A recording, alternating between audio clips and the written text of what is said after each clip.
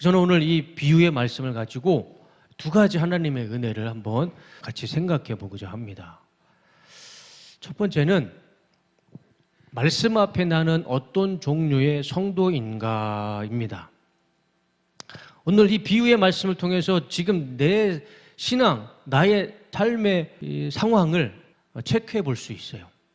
예수님은 또 감사하게 이렇게 비유를 말씀하시고 이 네 가지 경우를 자세하게 설명해 주십니다. 그 네 가지 설명을 제가 지금부터 드릴 텐데 예수님이 하신 말씀으로 나는 어떤 경우에 어떤 신앙인에 속해 있을까 한번 자가 진단 한번 해보시기 바랍니다. 첫 번째 19절에 예수님이 이렇게 말씀하시죠. 누구든지 하늘나라를 두고 하는 말씀을 듣고도 깨닫지 못하면 악한 자가 와서 그 마음에 뿌려진 것을 빼앗아 간다. 길가에 뿌린 씨는 그런 사람을 두고 하는 말이다. 농부가 씨를 뿌렸는데 그 씨가 길바닥에 떨어졌어요. 근데 그 길바닥에 떨어진 사람을 예수님은 이렇게 비유합니다. 말씀을 듣긴 들어요. 말씀을 듣긴 들은데 마음속으로 깨닫지 못해요. 그래서 그 말씀이 악한 자에게 빼앗깁니다. 그러니까 하나님의 은혜가 없어요. 말씀의 은혜가 없어요. 그러니까 하나님의 말씀을 듣지 않는 사람이고 하나님을 믿지 않는 사람이죠. 첫 번째, 길바닥에 떨어진 씨앗 같은 사람은 하나님을 믿지 않는 사람. 그렇게 해석할 수 있지 않겠습니까? 두 번째는 또 돌짝밭에 뿌린 씨는 이런 사람이다. 그는 말씀을 듣고 곧 기쁘게 받아들이기는 하지만 그 속에 뿌리가 없어서 오래 가지 못하고 말씀 때문에 환난이나 박해가 일어나면 곧 걸려 넘어진다. 돌밭 같은 믿음. 말씀을 듣긴 들어요. 기쁘게 받아들입니다. 그런데 그 말씀에 깊이가 없는 거예요. 삶 속에 적용이 안 되는 사람입니다. 그래서 말씀 때문에, 예수님 때문에, 내 신앙 때문에 인생에 환난이 오고 박해가 오고 내가 좀 손해보는 일이 생기면 바로 배신해버리는, 바로 넘어지는 것, 바로 믿음과 신앙을 버리는 사람. 그 사람이 돌짝밭에 뿌린 씨앗 같은 믿음을 가지고 있는 사람인 거죠. 또 하나, 22절. 또 가시덤불 속에 뿌린 씨는 이런 사람이다. 그는 말씀을 듣기는 하지만 세상의 염려와 재물의 유혹이 말씀을 막아 열매를 맺지 못한다. 저 그림처럼 말씀을 받아들여요. 그리고 내 삶 가운데 뿌리를 내리긴 내립니다. 말씀을 순종하는 모습은 있어요. 그런데 어느 순간 인생의 염려에 막힙니다. 재물의 유혹과 재물의 욕심에 막혀요. 그거를 뛰어넘지 못합니다. 그래서 열매를 맺지를 못하는 거예요. 말씀은 있어요. 믿음은 있어요. 주일에 교회는 나옵니다. 그런데 인생의 염려, 인생의 유혹, 탐욕 거기에 부딪히면 그것을 뛰어넘지 못해요. 그래서 그 사람의 믿음 가운데는 열매가 없어요. 그게 바로 가시밭에 떨어져 있는 씨앗 같은 믿음을 가진 사람이죠. 마지막 23절. 그런데 좋은 땅에 뿌린 씨는 말씀을 듣고서 깨닫는 사람을 두고 하는 말인데 이 사람이야말로 열매를 맺되 100배 혹은 60배 혹은 30배의 결실을 낸다. 좋은 땅에 옥토밭에 떨어진 씨앗 같은 사람. 그 사람은요, 말씀을 듣고 깨닫는 사람이에요. 깨닫는 것, 이해하는 것, 받아들이는 것, 그리고 그 말씀처럼 깨닫는 그 말씀, 이해하는 말씀 그대로 그 말씀대로 살아가는 사람. 그래서 그 삶 가운데 하나님의 은혜가 열매가 30배, 60배, 100배로 곱절의 은혜로 열매가 나타나는 삶. 그런 믿음을 가진 삶. 이렇게 네 종류의 사람을 예수님이 이 비유로 말씀해 주셨습니다. 자, 여러분들 한번 진단해 보세요. 이 네 가지 종류의 예수님이 말씀하시는 이 네 종류의 신앙인 가운데 나는 지금 어떤 사람입니까? 길밭에 떨어져 있는 씨앗 같은 사람입니까? 돌밭에 떨어진 씨앗 같은 사람입니까? 가시밭에 떨어진 씨앗 같은 사람입니까? 아니면 옥토밭, 좋은 밭에 떨어진 씨앗 같은 사람입니까? 이 네 개, 이 경우 밖에는 없겠죠? 밖에는 없을 겁니다. 분명 이 네 가지 경우 중에 하나는 지금 내 상황일 겁니다. 저를 한번 생각해 봤어요. 나는 어떤 씨앗일까? 어떤 믿음일까? 제 삶을 곰곰이 생각해 보면 어떨 때는 길바닥에 떨어진 신앙이 보이기도 하고, 어떤 때는 돌밭에 떨어진 신앙이 보이기도 하고, 어떤 때는 가시밭에 떨어진 신앙이 보이기도 하고, 가끔씩 어쩌다 한번 좋은 땅에 떨어진 씨앗의 모습이 보이기도 하고, 저는 그냥 저 모습이 다 있는 것 같아요. 목사가 할 고백은 아니지만 그래도 저 모습이 그냥 제 삶 가운데는 다 있는 것 같습니다. 근데 오늘 우리가 주목해야 할 말씀, 예수님의 이 비유 중에 우리가 주목해야 할 말씀은 23절의 말씀이에요. 여러분, 누가 30배, 60배, 100배의 곱절의 이 갑절의 축복과 열매를 맺습니까? 누가요? 말씀을 듣고 깨닫는 사람. 길바닥에 떨어지건 돌밭에 떨어지든 가시밭에 떨어지든 우리 인생이 다 돌밭이고 길밭이고 가시밭 아닙니까? 그러나 중요한 거는 말씀을 듣고 깨닫는 사람. 그것이 길밭이든 가시밭이든 돌밭이든 환경은 중요하지 않아요. 그곳에서라도 말씀을 듣고 그 말씀을 깨닫고 그 말씀대로 살아가면 하나님이 그 인생 가운데 30배, 60배, 100배의 이 갑절의 은혜, 갑절의 축복을 주신다는 말씀이죠. 저는 확신합니다. 이 네 개의 이 경우 가운데, 이 네 종류의 사람 가운데 저는 이 자리에 계신 여러분들이 저 23절이 말씀하고 있는 30배, 60배, 100배의 열매를 맺는 사람들이 바로 여러분들이라 생각을 합니다. 여러분, 여기가 말고 어디에 좋은 밭이 있겠습니까? 하나님의 말씀이 있는 이곳이 아니면, 이곳이 아니면 도대체 어디에 하나님의 말씀이 있고 어디에서 하나님의 말씀을 깨달을 수 있겠습니까? 여기가 좋은 밭 아닙니까? 여기가 옥토 아니에요? 그 자리에 앉아있는 여러분들은 좋은 씨앗 아닙니까? 30배, 60배, 100배의 열매를 얻은 사람은 바로 이 자리에 계시는 여러분들이라 저는 확신합니다. 여러분들 삶 가운데 이 좋은 자리, 이 좋은 땅을 여러분 잊지 마시고 이 자리를 항상 지키셔서 예수님께서 말씀하시는 저 갑절의 은혜를 누리시는 형통한 삶이 되시기를 주님의 이름으로 축원합니다. 두 번째는 우리가 생각해 봐야 할 주제는 이겁니다. 아무나 가면 거기는 천국이 아니다. 왜 갑자기 이 씨앗의 비유 가운데 천국이 나오는가? 여러분, 우리가 이 본문의 말씀을 가만히 묵상해 보면, 자세히 보면 예수님은 이 비유를 통해 예수님께서 하시고자 하신 말씀이 있었어요.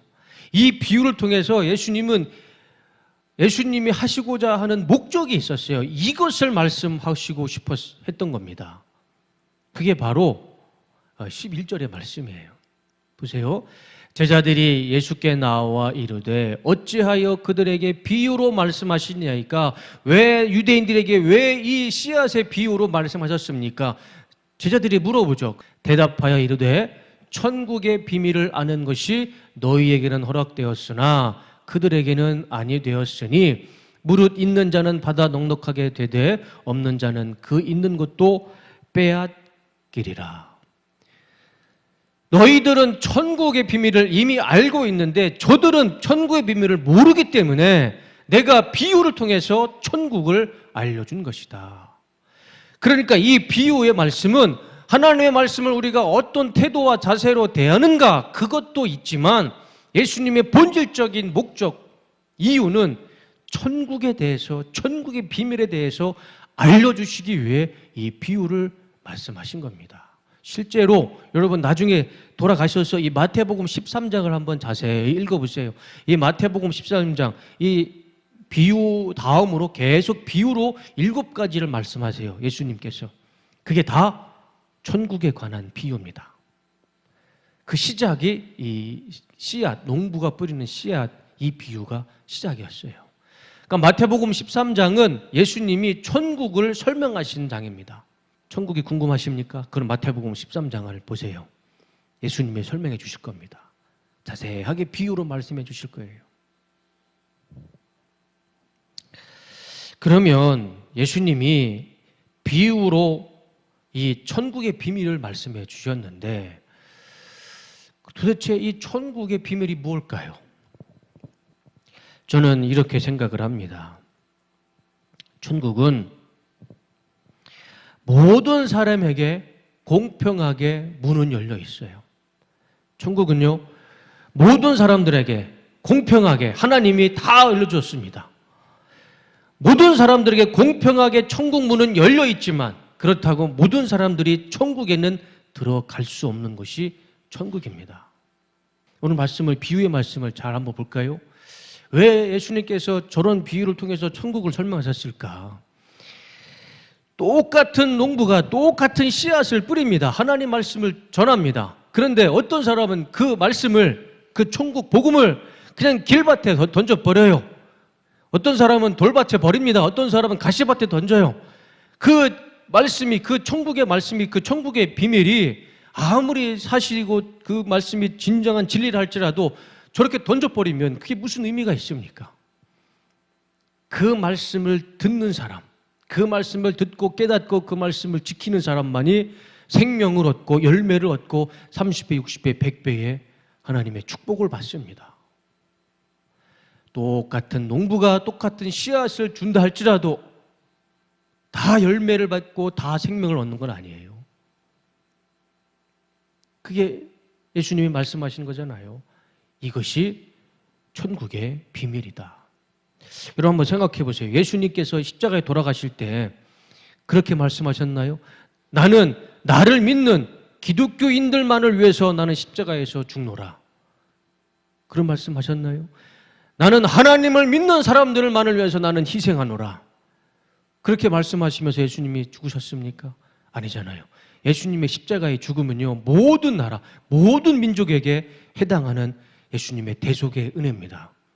모든 사람을 위해서 십자가에 예수님은 돌아가셨어요. 그렇지만 그 십자가의 그 대속의 은혜가, 그 구원이 모든 사람에게 속합니까? 누가 구원받습니까? 모든 사람에게 주시는 십자가의 은혜지만 그 십자가의 은혜를 믿는 사람만 구원을 받잖아요. 과거의 죄는 묻지 않으시죠? 예수님의 십자가를 믿는 사람은 과거에 무슨 죄를 지었든 그 사람이 구원받는 겁니다. 똑같은 말씀, 하나님의 말씀을 들어도 어떤 사람은 길밭에 버리고 자갈밭에 버리고 가시밭에 버리고 어떤 사람은 그 말씀을 내 마음밭에 잘 심었을 때 그 사람이 구원받는 거죠. 그러면서 예수님은 이것이 천국의 비밀이다 말씀해 주고 있습니다. 기독교를 가끔 비난하는 사람들이 하는 이야기가 이거죠. 왜 기독교인들은 너희들 안에만 구원이 있냐? 그렇게 얘기를 하느냐? 왜 독선적으로 너희들만 구원을 받느냐? 구원의 길이 얼마나 많은데, 세상에는 구원의 길이 얼마나 많은데 왜 꼭 너희들 안에만, 예수님 안에만 구원이 있느냐? 그런 식으로 독선적인 종교다라고 우리 기독교를 많이 비난하는 사람들이 있죠. 아마 여러분들도 사춘기 시절에는 그런 고민을 해보신 분도 있지 않습니까? 왜 꼭 교회에만 가야만, 왜 예수님만 믿어야 구원을 받을 수 있는가? 그런데 어떡합니까? 예수님께서 그게 천국의 비밀이라고 말씀하시는데 그렇게 해야 천국에 갈 수 있고, 그렇게 해야 구원받을 수 있고, 그렇게 해야 30배, 60배, 100배 열매를 맺을 수 있다고 하는데 그게 예수님의 말씀이고 그것이 진리인데 우리가 그것을 나 좋다고, 우리 욕먹지 않겠다고 바꿀 수는 없는 거 아닙니까? 예수님은 말씀하시잖아요. 말씀을 듣고 깨닫고 그 말씀대로 살아가는 사람에게 하나님은 천국의 비밀을, 천국의 문을 열어주시고 구원해 주시고 30배, 60배, 100배의 축복을 주신다 약속하지 않습니까? 그게 진리인데 그걸 우리가 마음대로 우리 인간의 언어로 바꿀 수 있습니까? 판단으로 바꿀 수 있습니까? 그거는 기독교의 독선이 아니고 그건 기독교의 진리입니다. 진리를 듣기 싫은 사람, 길바닥에 떨어져 있는 씨앗 같은 사람이죠. 자갈밭에 떨어진 사람이 그렇게 얘기할 수 있어요. 가시밭에 떨어진 사람은 그렇게 얘기할 수 있습니다. 기독교는 독선이다. 그렇지가 않죠. 아무리 진리를 얘기해도 내가 받아들이지 않으면 그거는 그냥 새들이 잡아갖고 태양에 말라버리고 가시에 찢기는 거와 불과한 것입니다. 그래서 예수님은 이렇게 말씀을 하시죠. 내가 그들에게 비유로 말하는 이유는 그들이 보아도 보지 못하고 들어도 듣지도 못하고 깨닫지도 못하기 때문이다. 이사야 예언이 그들에게서 이루어지는 것이다. 너희가 듣기는 들어도 깨닫지 못하고 보기는 보아도 알아보지 못할 것이다. 이 백성의 마음이 무디어지고 귀가 먹고 눈이 감기어 있다. 그러니까 예수님이 유대인들에게 아무리 좋은 말씀을 하고 진리의 말씀을 해도 듣지를 않아요. 들어도 깨닫지를 못하는 겁니다. 그래서 예수님이 이 비유로 말씀하신 거예요. 성경을 보세요. 예수님이 눈먼 자의 눈을 치유해 주십니다. 귀가 막힌 자의 귀를 열어주십니다. 말을 못하는 자의 입을 열어주십니다. 중풍병자를 치유하시고요. 안전병을 일으키시고요. 이미 죽어서 무덤 속에 있는 나사로를 예수님은 살려주십니다. 야이로의 딸을 살려주십니다. 장례를 치르고 관을 들고 가는 과부의 아들을 살려주십니다. 수없이 기적을 베푸시고 말씀을 유대인들에게 선포를 하셔도 그 말씀을 듣고 그 모든 것을 보아도 유대인들을 깨닫지를 못해요. 듣지를 못해요. 똑같은 예수님의 말씀을 들어도 어떤 사람은 듣지도 않고 어떤 사람은 그 말씀을 받아들이고 구원을 받고 천국에 이르고 30배, 60배, 100배의 열매를 맺는 사람도 있다라는 것입니다. 그것이 예수님이 말씀하시는 천국의 비밀인 것이죠. 예수님은 16절에 이렇게 결론적으로 희망적인 말씀을 우리에게 주십니다. 그러나 다른 사람은 둘째치고 너희의 눈은 지금 보고 있으니 복이 있으며 너희의 귀는 지금 듣고 있으니 복이 있다. 여러분, 우리가 붙잡아야 하야 말씀은 이 말씀 아닙니까? 여러분, 누가 복이 있는 사람이라고요? 지금 보고 있는 사람, 지금 예수님의 말씀을 보고 있는 사람이 복이 있는 사람입니다. 그리고 지금 예수님의 말씀을 듣고 있는 사람이 복이 있는 사람입니다. 지금 이 성경을 통해서 예수님의 말씀을 보고 있는 사람이 누굽니까? 우리죠. 지금 이 성경을 통해서 예수님의 말씀을 듣고 있는 사람은 누굽니까? 우리죠. 저와 여러분들은 복된 사람이고 여러분들은 좋은 땅에 옥토밭에 떨어진 씨앗 같은 사람입니다. 30배, 60배, 100배의 형통한 은혜를 받아도 여러분들이 받을 것이고 천국에 갈더라도 여러분들이 천국에 갈 사람들입니다. 여러분들이 아니고 우리가 아니면 도대체 누가 예수님의 그 형통한 복을 받고 누가 천국에 가겠습니까? 지금 여기 하나님의 말씀이 있고 하나님의 은혜가 있는 이곳에서 하나님의 말씀을 보고 듣고 있는 여러분들이 복된 사람이고 천국의 비밀을 알고 있는 사람들이고 천국에 갈 수 있는 하나님의 구원받은 백성이라 저는 믿습니다. 이 말씀, 이 믿음, 이 자리를, 이 발걸음을 계속 유지하시며 살아가시기를 주님의 이름으로 축원합니다. 설교를 마치겠습니다. 여러분, 우리가 오늘 이 말씀을 잘 기억하시면서 지금 혹시 내 마음 가운데 내 믿음이 길바닥에 떨어진 씨앗 같은 믿음이 있다면, 자갈밭에 떨어진 믿음이 있다면, 가시밭에 떨어진 믿음이 있다면 그 내 고집과 아집과 그 모든 것들을 이 시간 하나님 앞에 다 내려놓고 좋은 밭으로 다 갈아엎고 돌아가시기를 주님의 이름으로 축원합니다. 예수님께서는 우리에게 늘 말씀하십니다. 와서 나에게 쉼을 얻어라. 너의 인생 짐짝을 나에게 가지고 와서 인생의 짐을 나에게 놓고 돌아가라. 그리고 너는 내가 주는 쉼을 얻어라. 예수님이 우리에게 말씀해 주고 있잖아요. 그리고 세상 가운데 인생 가운데 희망을 품지 마라. 세상에는 희망이 없으니 나의 이름으로, 예수님의 이름으로 희망을 품고 살아가라. 우리 예수님께서 말씀해 주고 있지 않습니까? 내가 너희들을 고쳐주겠다, 치유해 주겠다, 살려주겠다. 수십 번 성경을 통해서 우리에게 말씀하십니다. 그 말씀을 들으시고 깨달으시고 그 말씀 그대로 믿으며 살아가시기를 주님의 이름으로 축원합니다. 그랬을 때 우리 삶 가운데 진정한 쉼이 있을 것이고 진정한 희망이 있을 것이고 진정한 치유와 회복의 은혜가 기적에 나타날 줄로 믿습니다. 이 발걸음, 이 믿음 멈추지 마시고 끝까지 믿음에 승리하시는 믿음의 길을 걸어가시는 하나님의 백성, 하나님의 자녀가 되시기를 주님의 이름으로 축원하고 축복합니다.